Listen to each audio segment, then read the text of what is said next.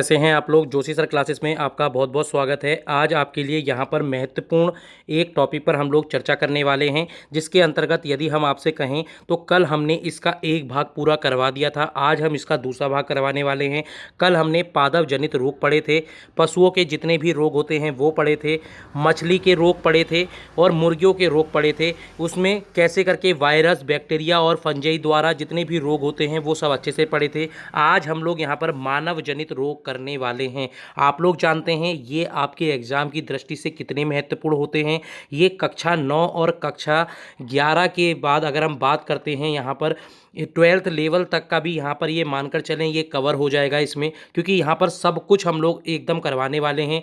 कक्षा 9 में और शायद कक्षा 10 में ये आपको देखने को ना मिले, परंतु यहाँ पर हम जो पूरी इस वीडियो के अंतर्गत आपको यहाँ पर स्लाइड प्रोवाइड करवा रहे हैं वो बहुत ज़्यादा महत्वपूर्ण है। यहाँ से हर एक प्रश्न आपके लिए महत्वपूर्ण होने वाला है।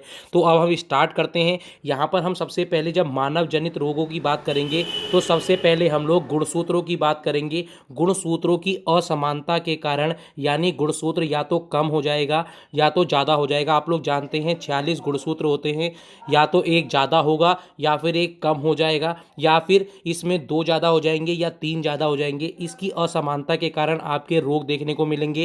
अप्रभावी जीन, आप लोग जानते हैं डीएनए के अंतर्गत एक छोटी सी इकाई होती है, जीन कहते हैं जिसे, उसके कारण भी आप लोगों के रोग देखने को मिलते हैं। इसमें अप्रभावी जीन होते हैं, कुछ प्रभावी जीन होते हैं। अप्रभावी जीनों के कारण रोग होते हैं, प्रभावी जीनों के कारण रोग होंगे, प्रोटोजोआ के रोग होंगे।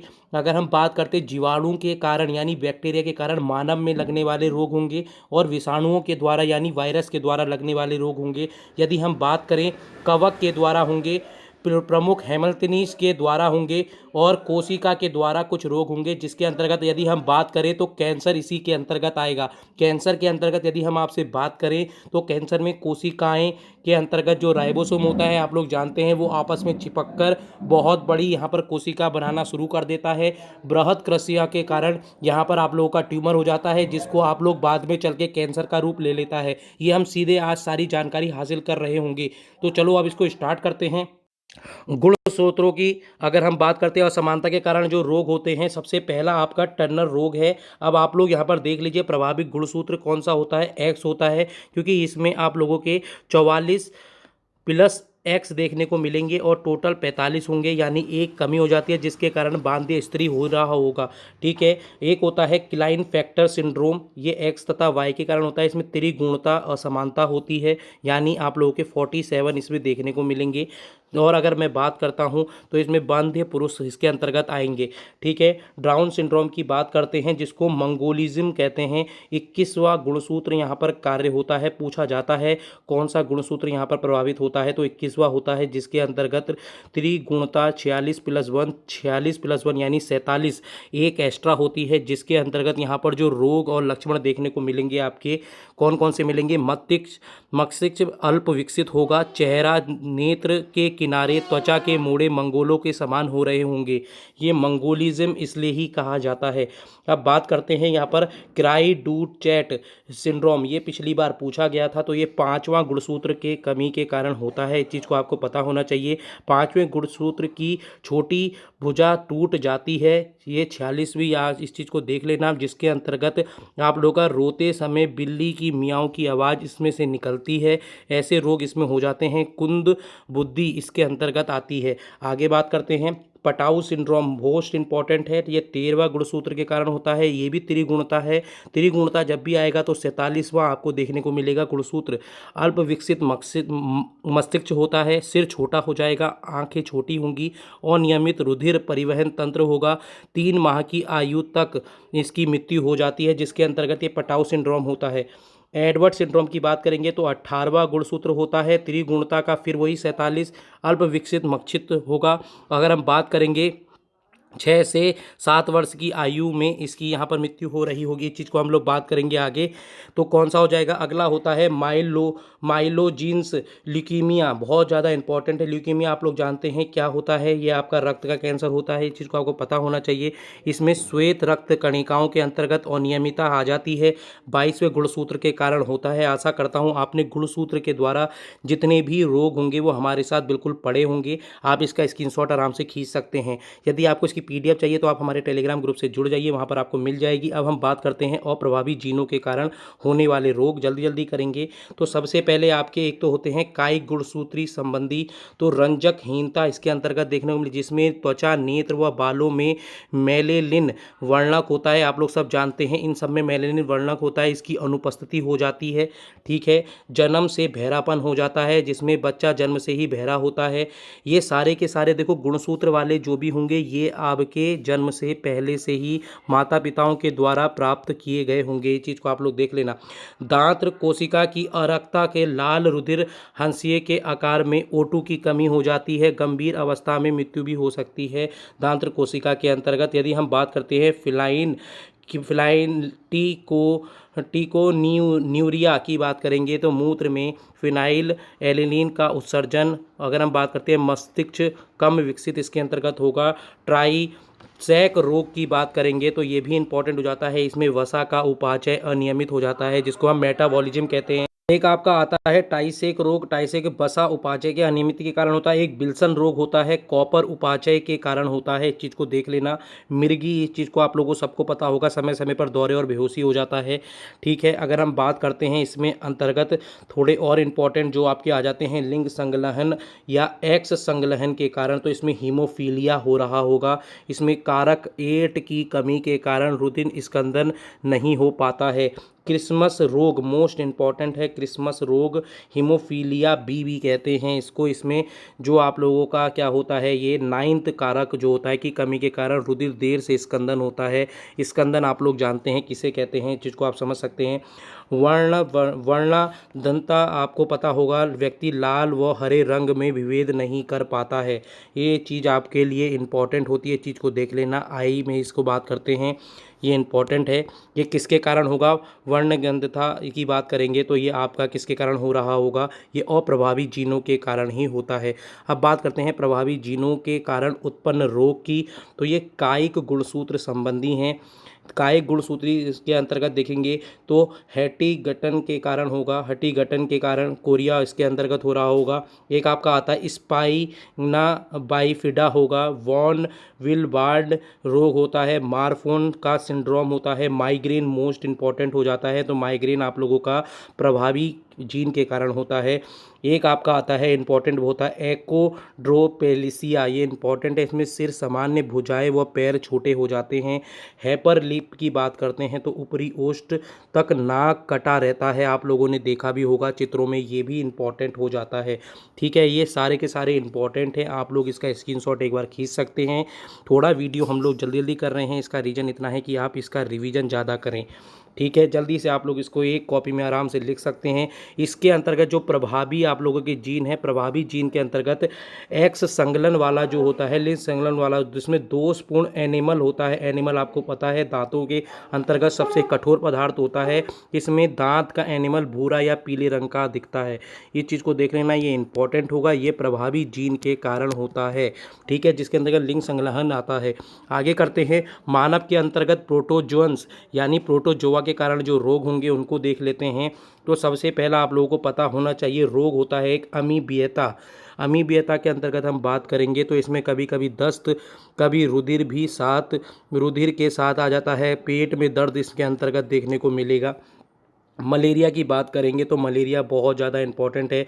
प्लाइजोडियम की एक प्रजाति होती है, उसके कारण होता है।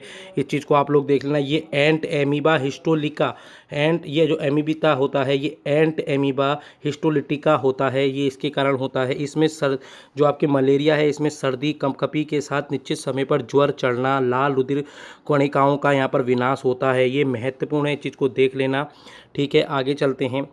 अगर हम बात करेंगे मलेरिया तो एनाफिलीज मच्छर के काटने से होता है, वो भी मादा, ठीक है, मादा एनाफिलीज मच्छर के काटने से मलेरिया होता है। अगर हम बात करते हैं अफ्रीकन निंद्रा रोग, जिसको गैम्बियन भी कहा जाता है, गैम्बियन ज्वर, ये ट्रिपोनोसोमिया, याद रखना ये महत्वपूर्ण है, ट्रिपेनोसोमा गैम्बियंस, याद रखना ये आपके लिए क्या होगा, इसमें निद्रा नहीं आती है, ये पूछ लिया जाता है। ये तंत्रिका तंत्र यहाँ पर प्रभावित हो जाती है, इस कारण से होता है, ठीक है। एक आपका आता है चागा रोग, मोस्ट इंपॉर्टेंट है, काला आजार भी जिसको कहते हैं, ये लिकीसीमिया के कारण होता है, ये महत्वपूर्ण है, परिवहन तंत्र प्रभावित होता है इसमें, ठीक है। हम बात करते हैं इससे इससे आगे वाले की, तो इसमें प्राच्य दाहे होता है। प्राच्य दाहे आप लोगों के लिए मोस्ट इंपॉर्टेंट हो जाएगा। अतिशहर और लुकेरिया, लुकेरिया तो बहुत ज़्यादा इंपॉर्टेंट है।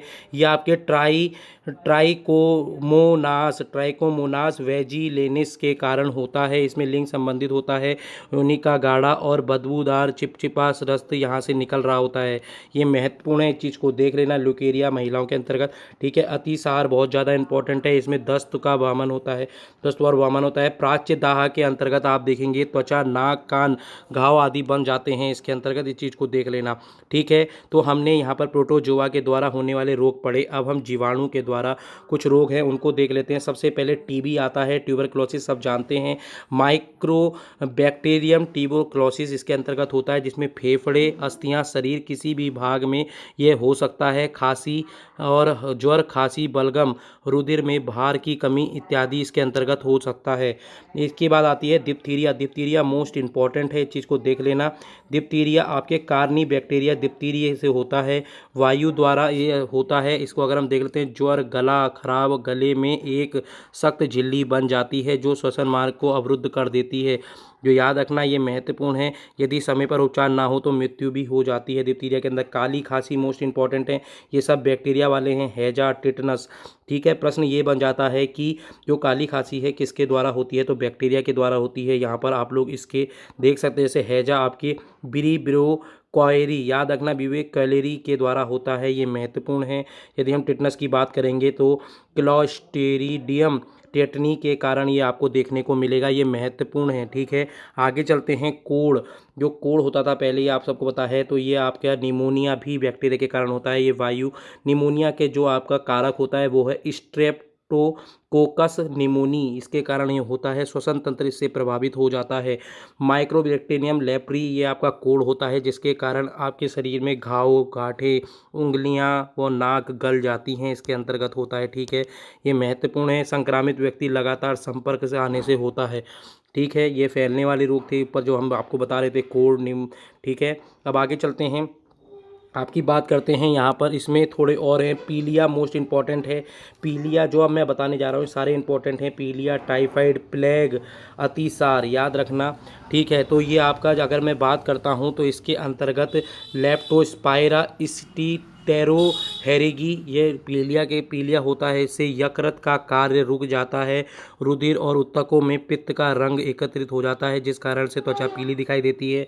टाइफाइड आप सब लोग जानते हैं, ये आंत का रोग है, इसमें आंत के कारण होता है। साल्मोनेला टाइफी के कारण ये होता है। प्लेग, पाइचुरेला पेस्टिस या चार्नेसिया पेस्टिस के कारण ये आपको देखने को मिलेगा। उच्च रक्तज्वार, वमन और अतिसार, लसिका गंत्रिकाओं की सूजन, मृत्यु तक इसमें हो सकती है। प्लेग किसके कारण होता है, चूहे व पिस्सू के काटने पर, कभी कभी बंदर के काटने पर भी देखने को मिलता है। बंदर, इसका हम बात करते हैं, तो यहाँ पर अगर हम बात करते हैं तो अतिसार की बात करेंगे तो सिजेला जातियाँ, सोलमेनेला जातियाँ और इस्चेरिया कोयली इसके अंतर्गत आएगा। इसमें मल के साथ रुधिर और स्लेम, तेज अतिसार और निर्जलीकरण या मंद अतिसार के अंतर्गत, जिसको हम अल्सर कहते हैं, ये इसके अंतर्गत होगा। आगे चलते हैं, सिफिलिस की बात कर लेते हैं, तो ये आप लोगों का इंपॉर्टेंट हो जाएगा। ये आपको होता है लिंग का आपका होता है, जनन अंगों में घाव हो जाता है। ट्रिपोनोमा पैलिडियम इसके अंतर्गत आएगा। सुजाक और गोनोरिया, ये मोस्ट इंपॉर्टेंट है, ये सारे बैक्टीरिया से होने वाले हैं, याद रखना, बैक्टीरिया से होने वाले हमने अभी आपको पूरे करवा दिए। अब हम विषाणु की बात कर लेते हैं। विषाणु के अंतर्गत इन्फ्लुएंजा, याद रखना इन्फ्लुएंजा आएगा, ये आपके आरएनए को प्रभावित करेगा। याद रखना। जो इसके अंतर्गत हम देखेंगे तो यहाँ पर अगर हम बात करेंगे छोटी चेचक, ये वेलोरिया हर्पिस डीएनए विषाणु के कारण होता है, ये आरएनए विषाणु के कारण आपको देखने को मिलेगा। ठीक है, अब बात करते हैं कनफड़े। कनफड़े ये पैरामिक्सो विषाणु आरएनए विषाणु के कारण हो रहा होता है। ठीक है, आगे चलते हैं। अगर बात करते हैं अभी जो कोरोना वायरस हुआ था, आपको ये बताना है कि आरएनए था या डीएनए था, जल्दी से मुझे ये कमेंट सेक्शन पर आप बताएंगे। ठीक है, जो अभी कोरोना वायरस हुआ था। ठीक है, फिर आगे बात करते हैं खसरा या रुबेओला की बात करेंगे, जर्मन खसरा या रुबेला की बात करेंगे, तो दोनों के दोनों ये आरएनए के कारण हैं, ये महत्वपूर्ण है। रेबीज पूछ लिया जाता है, रेबीज आप लोगों का वायरस है। पेलियोमाइलिटिस की बात करेंगे तो ये एंट्रो विषाणु के कारण होता है। डेंगू ज्वर की बात कर लेते हैं, ये फ्लेवी विषाणु के कारण हो रहा होगा। पीत ज्वर और एड्स की बात कर लेते हैं, एड्स बहुत ज़्यादा इंपॉर्टेंट है, ये वायरस के कारण होता है। एचआईवी वायरस आपको ये पता होना चाहिए। इसमें ये सारी की सारी चीज़ें महत्वपूर्ण हैं। इस चीज़ को हम लोग 10th क्लास की जब अभी आगे पढ़ाएंगे तब आपको वहाँ बता रहे होंगे। ठीक है, आगे बात करते हैं प्रमुख हेमोलिथिक जन्य रोग की बात कर लेते हैं, तो ये महत्वपूर्ण हो जाते हैं। यहाँ से ये जो इंपॉर्टेंट है, ये सारे इंपॉर्टेंट है, जिसमें स्केरियसिस की बात करेंगे तो स्केरियस ल्यूमरिकाइरिडिस में छोटी आंत के कारण होता है। इसमें अंडों से संशोधित जल या सब्जी द्वारा ये आपको देखने को मिलेगा। ये रोग जो होता है निमोनिया, उदर में दर्द, रक्त अल्पता इसके अंतर्गत, यानी रक्त में कमी हो जाती है। ब्रोंकाइटिस इसमें हो रहा होता है। एस्केरियस के कारण ये यहाँ पर जो रोग होता है इसके अंतर्गत होता है। ठीक है, एक आपका रोग इसके अंतर्गत अगर हम इम्पॉर्टेंट रोग की बात करेंगे तो वो आपका होता है एंटेरोबिएसिस। एंटेरोबिएसिस आपके जो होते हैं ये एंटेरोबियस वर्मिक्युलेसिस के कारण होते हैं, क्यूलेरिस के कारण होते हैं। इसके अंतर्गत यदि मैं बात करूंगा तो यहाँ पर आपके गुदा के पास वाले भाग में जलन और खुजली इसके अंतर्गत देखने को मिलती है, ये इंपॉर्टेंट है। ठीक है, यदि हम बात करते हैं लियोसिस की, ये लोआ के कारण होता है। ठीक है, आगे देख लेते हैं। इसके अंतर्गत जो आपकी जो इंपॉर्टेंट हो जाते हैं, एक हो जाता है ट्राइक्यूरेसिस। ये ट्राइक्यूरा के कारण होता है, कोलोन के अंतर्गत यहाँ पर हो रहा होता है, अंडों के द्वारा होता है। इस चीज़ को आप लोग देख लेना, अंडे खाने से होता है। अगर हम बात करते हैं इसके अंतर्गत जो एक इम्पॉर्टेंट और है वो है आपका फील पाँव। फील पाँव ये बहुत इम्पॉर्टेंट है, यहाँ से प्रश्न हर बार बन कर आते हैं। फील पाँव किसके कारण होता है? ब्यूचेरिया ब्रोंकाइफाइटी, याद रखना इंपॉर्टेंट, इसके कारण होता है। ये एक मच्छर है, क्यूरेलकस के कारण के काटने से होता है। बहुत बार पूछा जाता है फील पाँव किसके काटने से होता है? क्यूलेक्स क्यूलेक्स के कारण होता है। इस चीज़ को देख लेना, ये महत्वपूर्ण है। ठीक है, आगे चलते हैं। अब आ जाते हैं आपके कवक रोग, बहुत इंपॉर्टेंट है कवक रोग। कवक रोग के अंतर्गत दाद आता है, रिंग वॉर्म देखने को मिलता है, दाद खाज जिसको हम कहते हैं। यह रोग एक कवक माइक्रोस्पोरम के द्वारा उत्पन्न होता है। यह बिना नहाई हुई बिल्लियों, कुत्तों, संक्रमित मनुष्यों से फैलता है। इसमें दाने निकलते हैं जो बाद में लाल भंगुर हो जाते हैं। इसकी रोकथाम के लिए सफाई स्वास्थ्य का ध्यान रखना चाहिए। ठीक है, अभी आगे मैं आपको ये बताने वाला हूँ कि स्वास्थ्य और रोग में क्या अंतर होता है। इन दोनों में अपने आप में अंतर होता है, ये बहुत ज़्यादा इंपॉर्टेंट है, ये भी आगे हम बात करेंगे। ठीक है, कुछ अन्य कवकीय रोग की बात कर लेते हैं जो बहुत ज़्यादा इंपॉर्टेंट हो जाएंगे। एस्पेर्जिलोसिस इसके अंतर्गत आएगा। मेनिनजाइटिस इसके अंतर्गत आ रहा होगा। दाढ़ी या बालों में चर्म रोग इसी के कारण होता है। आप लोग देखते हैं कहीं कहीं पर दाढ़ी में बाल अपने आप टूट जाते हैं और एक घाव सा बन जाता है, वो इसी के अंतर्गत होता है। एक महत्वपूर्ण आपका जो हो जाता है वो होता है कैंसर। ये बहुत ज़्यादा इंपॉर्टेंट है, बहुत बार पूछा जाता है कैंसर क्या है। ये एक वायरस जनित है, या फिर आपसे पूछ लेते हैं विषाणु जनित है, या फिर आप लोगों से पूछते हैं जीवाणु जनित है, कवक जनित है। तो आपको पता होना चाहिए यह एक कोशिका का रोग है। कोशिका का रोग है, ये बहुत महत्वपूर्ण है, क्योंकि यदि अगर मैं आपसे बात करूं, इसमें अनियमित और नियंत्रित विभाजन के कारण कैंसर उत्पन्न हो जाता है। यदि कोशिकाओं में अनियंत्रित विभाजन होगा तो कोई हो जाएगा। यदि हम बात करें अनियंत्रित विभाजन द्वारा ट्यूमर का निर्माण हो जाता है। इसमें प्रारंभिक अवस्था में दर्द भी नहीं होता है। अवस्था में दर्द भी नहीं होता है। कभी कभी कैंसर कोशिकाएं रुधिर प्रवाह द्वारा एक स्थान से दूसरे स्थान पर चली जाती हैं, द्वितीयक संक्रमण उत्पन्न हो जाता है। कैंसर का अध्ययन करने को क्या कहते हैं? ऑन्कोलॉजी कहते हैं। ऑन्कोलॉजी बहुत ज़्यादा इंपॉर्टेंट है, बहुत बार पूछा जाता है। एक दिन हम अलग से सारे बायोलॉजी के जितने भी शाखाएं होंगी उनके बारे में अलग से पूरा आपको बता देंगे। ऑन्कोलॉजी कैंसर के अध्ययन को कहा जाता है।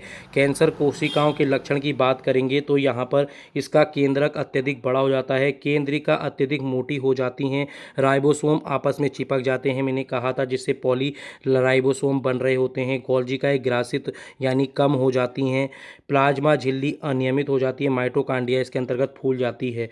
ये सारे के सारे अगर लक्षण यहाँ पर हो रहे होते हैं तो ये पूरे कैंसर के ही लक्षण हो जाते हैं। उसके बाद ठीक है, आगे चलते हैं, कैंसर के प्रकार में देखते हैं।